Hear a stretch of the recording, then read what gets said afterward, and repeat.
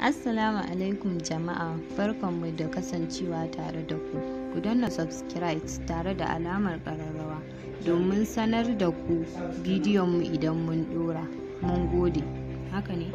Inda mutane suke peaceful protest ba wani bindiga ko wani hayaniya ko wani tashin hankali a Lekki toll gate. Yanzu haka da muke magana an ce an buɗe musu wuta, ana ta harbin mutane, ana ta kashe mutane masu yin peaceful protest. So far mutanen da aka kashe sun kai 7. da Allah da annabi, wannan abun ba na addini bane, ba na yare bane, wannan madukanmu ne akan komai. Yan SARS, yan SWAT, yan Boko Haram, duka abubuwan da ake mana a arewa, kidnapping da komai da komai. Muna son Nigeria wanda za mu iya zama ba da fargaba ba. So da Allah da annabi, akwai wanda zai iya taimaka mutanen da ake kashewa yanzu haka a Lekki.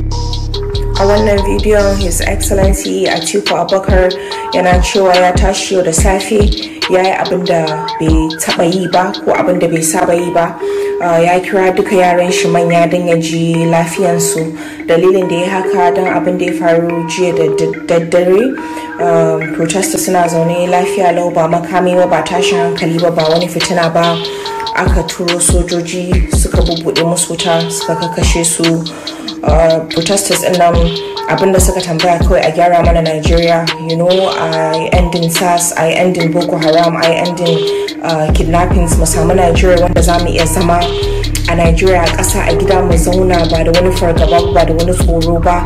A gyara Nigeria, a kashe corruption gabaki daya. Amma duk da haka ana zaluntar mutane, aka je aka kashe su. So yana roƙon shugaban ƙasa Buhari da Allah ya fito yi wa mutane magana, ko za su ji sanyin zuciya ko